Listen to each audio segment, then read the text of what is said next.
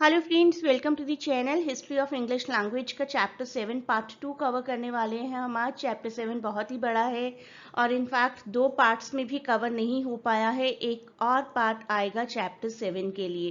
तो आज करते हैं पार्ट 2। आई होप आप सबने सभी वीडियोस देख ली हैं। अगर नहीं देखे हैं तो इससे पहले के 7 वीडियोस को देखिए क्रोनोलॉजिकल ऑर्डर में, तभी आपको अच्छे से समझ आएंगे और साथ ही साथ सब कुछ नोट करते रहिए। तो इस बुक का टॉपिक नंबर 132 हम लोग प्रीवियस वीडियो में ही कवर कर चुके हैं। चैप्टर 7 का टॉपिक है ये, जहां पर हमने पॉपुलर और लिटरेरी बोरोइंग के बारे में पढ़ा था। इसी के बारे में डिटेल में करेंगे आज cover. Literature was one of the channels by which French words entered English all through the middle English period. In the 15th century, it became the principal source. Words like adolescence, affability, appellation, cohort, combustion, destitution, harangue, immensity, ingenious, specification, representation, sumptuous. तो ये words हमने किए थे previous video के बिल्कुल last के part में, जो कि पॉपुलर लिटरेरी बोरोइंग्स हैं इन इंग्लिश लैंग्वेज। तो इंग्लिश लैंग्वेज में हम जानते हैं कि बहुत सारी और लैंग्वेजेस की बोरोइंग्स हैं, फ्रेंच की, लैटिन की, और कैसे वो बोरोइंग्स आज भी इस्तेमाल की जाती हैं, that we can easily see in English language. अब हम शुरुआत करेंगे टॉपिक नंबर 133 से, the period of great influence. 1905 में एक लिंग्विस्ट ऑटो जेस्पर्सन की स्टडी के बारे में हम पढ़ेंगे। ये नाम आपको याद रखना है। He made a statistical study of 1000 words borrowed from French, classifying them according to the dates when they were first recorded in English and grouping them by half centuries. तो हाफ सेंचुरीज के हिसाब से words को distinguish किया है auto जेस्पर्सन ने इन 1905.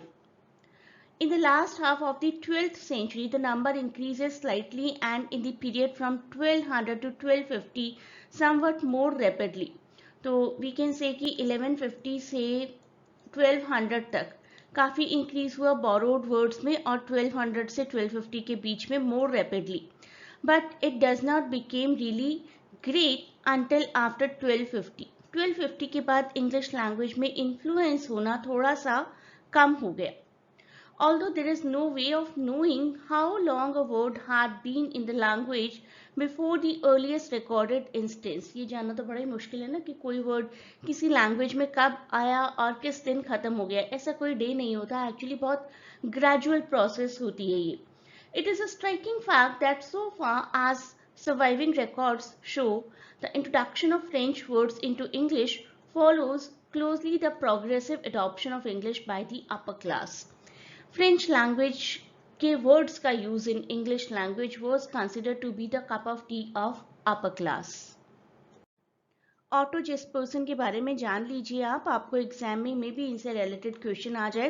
One of the greatest language scholars of 19th and 20th century, James auto हेरी जेस्पर्सन was a Danish linguist. हो सकता है नेशनैलिटी से रिलेटेड क्वेश्चन आ जाए, जिन्होंने स्पेशलाइजेशन हासिल की थी in the grammar of English language. Next topic is assimilation. धीरे धीरे करके फ्रेंच लैंग्वेज इतने अच्छे से इंग्लिश लैंग्वेज का पार्ट बन गई कि कुछ वर्ड्स ऐसे हो गए जो आधे फ्रेंच और आधे इंग्लिश थे. इसी को हम कहेंगे एसिमिलेशन.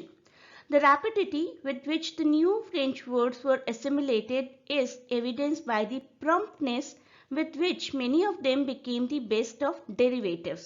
एग्जाम्पल के थ्रू समझेंगे. इंग्लिश एंडिंग्स ऐड की गई कुछ फ्रेंच वर्ड्स में. For example, the adjective gentle is recorded in 1205, and within 5 years we have it compounded with an English noun to make gentlewomen 1230. A little later we find gentleman, gentleness and gently. तो gentle एक French word है और उसको English derivatives के साथ assimilate करके English compound word बनाया गया, जैसे कि gentlewomen, gentleman, gentleness and gently. इसको हम कहेंगे एसिमुलेशन. कुछ और एग्जाम्पल देखते हैं. In the same way we have faith, giving, faithless, faithful, faithfully, faithfulness, as well as obsolete, faithly. Faithly आप देखेंगे कि आजकल यूज नहीं किया जाता है, इसको एडवर्बियल चेंज भी दिया गया, which has become obsolete now. The adverbial ending ly seem to have been added to adjective almost as soon as they appeared in the language. The adverbs commonly, courteously, eagerly, feebly, fiercely, justly, peacefully, इस तरीके की ly करके adverbial endings भी दी गई कुछ French words को, और hybrid forms भी हमें मिलती हैं. फ्रेंच रूट है और इंग्लिश प्रीफिक्स या सफिक्स है, like chastehead, chastity, lecherness, debonairship, poorness. तो इंग्लिश प्रीफिक्स या सफिक्स ऐड किया गया फ्रेंच वर्ड्स के साथ, जैसे कि पुअर से, पुअर जो कि फ्रेंच वर्ड है, नेस इंग्लिश सफिक्स को ऐड करके पुअरनेस ये वर्ड बना दिया गया. तो बहुत सारी एसिमिलेशंस हमें देखने को मिली. दुनिया में जब भी कुछ नया होता है तो पुराना अपने आप ऑब्सोलीट होता रहता है, गायब होता रहता है. जरूरी नहीं है कि सब चीजें गायब हो जाएं, लेकिन कुछ लॉस जरूर होता है. यहाँ पर यही हुआ, नेटिव वर्ड्स का लॉस हुआ, कुछ वर्ड्स का लॉस हुआ. After the Norman conquest duplications frequently resulted, क्योंकि एक वर्ड ऑलरेडी था उसके लिए फ्रेंच वर्ड भी आ गया और इंग्लिश वर्ड ऑलरेडी था. For many of the French words that came into use bore meanings already expressed by a native word. In such cases, one of the two things happened. Of the two words, one was eventually lost, or where both survived, they were differentiated in meaning. In some cases, the French word disappeared, but in great many cases, it was the Old English word that died out. कुछ cases में French words का use बंद हो गया और कुछ cases में, ज़्यादा cases में Old English words obsolete हो गए. एग्जाम्पल भी देखेंगे. EAM which has been replaced in the standard speech by the French word uncle, और uncle ये word तो आज भी इस्तेमाल में है. Old English enda contested its position with the French envy until the time of Chaucer, but eventually lost out, and with it went the adjective ending envious. तो enda एंडेग ये दोनों वर्ड्स खत्म हो गए, एनवी और एनवियस थे ये words, and the verb andian to envy. तो एंडा जिसका मतलब था एनवी, एंडेग जिसका मतलब था एनवियस, और एंडियन जिसका मतलब था टू एनवी, ये वर्ड्स गायब हो गए और आज हम सिर्फ एनवियस, एनवी ऐसे वर्ड्स को जानते हैं. कहीं कहीं पर मीनिंग्स अलग हो गए. So differentiation in meaning, this process took place automatically. So differentiation कब हुआ? Where both the English and the French words survived, they were generally differentiated in meaning. तो शुरुआत में यही वर्ड सिनोनिम्स बोले जाते थे, लेकिन धीरे धीरे ऐसा होने लगा कि इन वर्ड्स के मतलब में डिफरेंशिएशन होने लगा. In the 15th century, hearty and cordial came to be used for feelings which were supposed to spring from the heart. Direct आपके दिल से कोई थॉट आए उसको हार्टी या कॉर्डियल बोला जाता था. Etymologically, they are alike, coming respectively from the Old English and the Latin word for heart. But we have kept them both because we use them with a slight difference in meaning. तो इन words का meaning धीरे धीरे धीरे बदलता चला गया.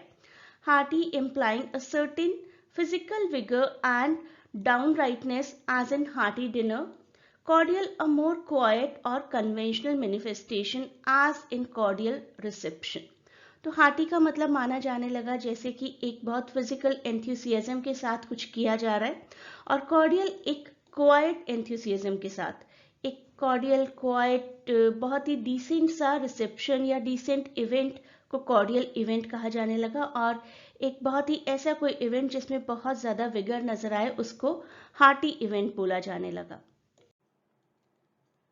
Prefix suffix के बारे में पहले थोड़ा सा जान लेते हैं, फिर ये ओल्ड इंग्लिश का प्रोसेस ऑफ डेरिवेशन करेंगे. प्रीफिक्स होता है एक वर्ड से पहले हम लगाते हैं, उसका मतलब चेंज करने के लिए, जनरली तो ऑपोजिट बनाने के लिए लगाया जाता है प्रीफिक्स, लेकिन और भी यूजेस होती हैं. फॉर एग्जाम्पल हैप्पी है, हैप्पी से पहले आप अन लगाएं तो ये अनहैप्पी बन जाएगा, this will be called prefix. और हैप्पीनेस जो हम नेस यूज करते हैं that will make it happiness and this will be called suffix. तो दो तरीके के मॉर्फिम्स होते हैं. मॉर्फिम को अगर हम पहले लगाते हैं तो उसको प्रीफिक्स बोलेंगे, और अगर बाद में लगाते हैं तो सफिक्स बोलेंगे. So old English like any other Indo-European languages enlarged its vocabulary chiefly by liberal use of prefix and suffix. Old English में बहुत ही अच्छी लेवल पर प्रीफिक्स सफिक्स को यूज किया जाता था, वास्ट लेवल पर. And an easy power of combining native elements into self interpreting compounds. मैंने अभी इसकी भी बात की थी कि वर्ड्स एसिमिलेट होना शुरू हो गए थे. फ्रेंच लैंग्वेज के वर्ड्स और कंपाउंड किया जाता था उनको इंग्लिश लैंग्वेज के वर्ड्स के साथ. In this way the existing resources of the language were expanded at will and any new needs were met. तो जनरली राइटर्स के थ्रू ही ये काम किया जाता है, जैसा उनको पसंद आता था उस तरीके से लैंग्वेज एक्सपैंड हो जाती थी. In the centuries following the Norman conquest, however, there is visible decline in the use of these old methods of word formation. Word formation के old तरीके धीरे धीरे धीरे बदलते चले गए और डेरिवेशन की प्रोसेस कर्टेल हो गई, थोड़ी कम हो गई. प्रीफिक्स के केस में देखते हैं क्या हुआ. This is first of all apparent in the matter of prefixes. बहुत क्लियर हमें ये चीज समझ आएगी प्रीफिक्स के एग्जाम्पल लेकर. Many of the old English prefixes gradually lost their vitality, their importance, their ability to enter into new combinations. The old English prefix for, although हम for prefix को आज भी यूज करते हैं लेकिन बहुत ज्यादा पॉपुलर नहीं है ये. It was often used to intensify the meaning of a verb or to add the idea of something destructive or prejudicial. For a while during the Middle English period, it continued to be used occasionally in new formations. Thus, at about 1300 year, we find for hang, जिसको आज तो use नहीं किया जाता, put to death by hanging. सिर्फ hang word use कर देते हैं हम आज की डेट में. For cleave, cut to pieces. For shake, shake off. तो for prefix यूज किया जाता था once upon a time, जो कि आजकल बहुत पॉपुलर नहीं है. कुछ वर्ब्स हैं ऐसी ऑल्दो जिनमें आज भी यूज किया जाता है फॉर, जैसे कि forbear, forbid, fordo, forget, forgive, forgo, forsake, forswear and the participle form forlorn. इसके साथ ही साथ प्रीफिक्स अन का भी यूज किया जाता था. पहले इसको ऑन बोला जाता था, अब हम अन यूज करते हैं. Unbind, undo, unfold, unwind and which in English, Middle English gave us unfasten, unbuckle, uncover, unwrap. तो Middle English से हमें ये सब वर्ड्स मिले हैं. seems to owe such life as it still enjoys to association with the negative prefix un. तो ये जो नेगेटिव प्रीफिक्स है, कोई भी वर्ड अपने आप का नेगेटिव हो जाता है. Bind becomes unbind, do becomes undo, fold becomes unfold, packing becomes unpacking. तो ये सब वर्ड्स हमें मिडिल इंग्लिश के बाद मिले हैं. अब कुछ सफिक्स भी थे ऐसे जिनका यूज बहुत किया जाता था ओल्ड इंग्लिश में, लेकिन मिडिल इंग्लिश का टाइम पीरियड आते आते कम हो गया.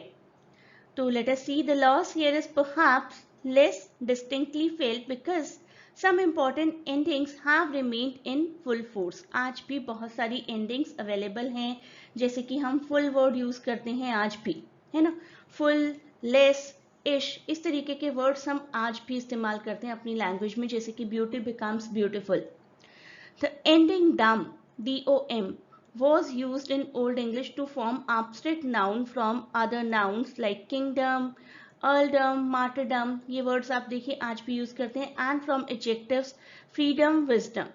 In Middle English there are some new formations such as dukedom. आज बहुत popular नहीं है dukedom word, and thraldom, ये word भी popular नहीं है, but most of the formations from adjectives like falsedom and richdom did not prove permanent. तो बहुत सारी ऐसी चीजें जो कि अभी भी पाई जाती हैं, जैसे कि किंगडम, अर्लडम, मार्टरडम, लेकिन रिचडम, फॉल्सडम ऐसे वर्ड्स धीरे धीरे ऑब्सोलीट होने शुरू हो गए.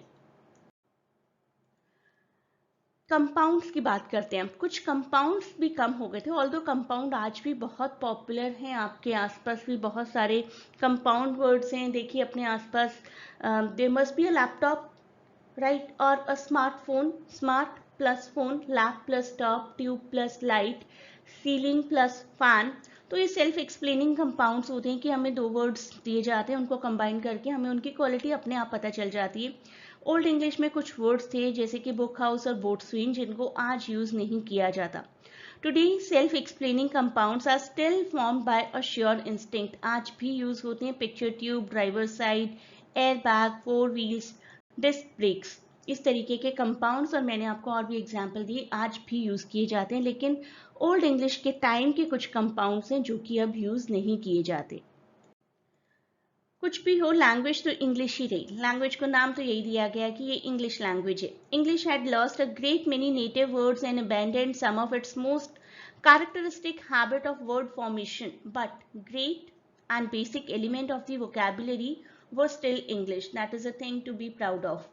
No matter what class of society that belonged to, they belonged to, the English ate, drank and slept, so to speak, in English, worked and played, spoke and sang, walked, ran, rode, leaped and swam in the same language.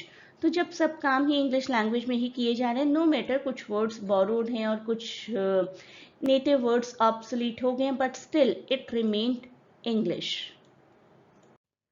कहने का मतलब ये है कि English language लोगों की life का एक बहुत ही इंपॉर्टेंट पार्ट बन गई। They were walking and talking in English language.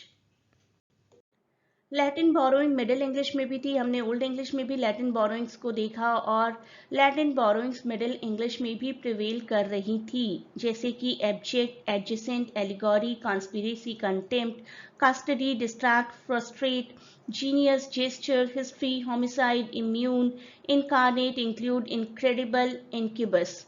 बहुत सारे वर्ड्स हैं और वो भी बहुत ही फैशनेबल वर्ड्स, बहुत ही हाई प्रोफाइल राइटर्स, और ये काइंड ऑफ वर्ड्स जो कि आज भी यूज किए जाते हैं। और ये की ही मैं अभी बात कर रही थी, और देखिए ये नेक्स्ट टर्म आ गई है हमारी, ऑरिएशन और aureate terms.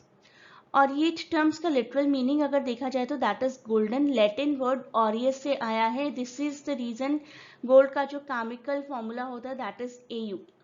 So this is a device in arts of rhetoric that involves the gilding or supposed heightening of diction in one language by the introduction of terms from another, typically a classical language considered to be more prestigious. बहुत बार बहुत सारे writers और speakers ऐसी terms को use करते हैं जो कि किसी और लैंग्वेज से बोरो की गई और बहुत उस टर्म को बहुत हाई प्रोफाइल और बहुत क्लासिकल माना जाता है। तो अगर classical, so called classical terms को लैंग्वेज में यूज किया जाता है, इंट्रोड्यूस किया जाता है, that is called aureate term और द प्रोसेस ऑफ ऑरिएशन। ऑरिएशन के बारे में हम नेक्स्ट पार्ट ऑफ वीडियो से कवर करेंगे। आई नो आप लोग बहुत अच्छे से अपनी प्रिपरेशन कर रहे हैं। प्रिपरेशन को थोड़ा सा और फाइन ट्यून करिए ये टेलीग्राम चैनल ज्वाइन करके, जहां पर कि आपको रेगुलरली MCQs की प्रैक्टिस करवाई जा रही है। तो ये चैनल ज्वाइन करिए, लिंक डिस्क्रिप्शन में दिया गया है। प्लेलिस्ट के बारे में भी आप लोग जानते हैं, poetry, short story, play, novel, essay, history, इन सभी टॉपिक्स की प्लेलिस्ट हैं। ये सभी टॉपिक्स देखिए, रिलेटेड MCQs भी दिए गए और बाद में डिटेल्ड लेवल पर MCQ की प्रैक्टिस भी करवाई जाएगी, लेकिन वो तभी बेनिफिशियल होगा जबकि आप ये पूरी प्लेलिस्ट्स देख चुके हों। चैप्टर 7 पार्ट 3 हम नेक्स्ट वीडियो में कवर करेंगे। चैप्टर 7 बहुत ही बड़ा है और इसको 1 या 2 पार्ट्स में कवर करना पॉसिबल नहीं हो रहा था। आप जो काम अपनी तरफ से करेंगे वो है नोट मेकिंग। मैं आपको बार बार हर वीडियो में फोर्स कर रही हूँ, मुझे मालूम है, लेकिन आप नोट मेकिंग करेंगे वो आप सबके बहुत काम आएगा। तो नोट मेकिंग करते रहिए, अपनी प्रिपरेशन करते रहिए। टेलीग्राम चैनल आपके पास है ही, MCQs की प्रैक्टिस आपकी वहाँ से हो जाएंगी। और आई होप कि आप सब लोग बहुत ही इंटेलिजेंट हैं और ऑलरेडी अपनी प्रिपरेशंस को कर चुके हैं, बस थोड़ी सी फाइन ट्यूनिंग की ज़रूरत है और वो फाइन ट्यूनिंग आपको इस चैनल पर मिल जाएगी।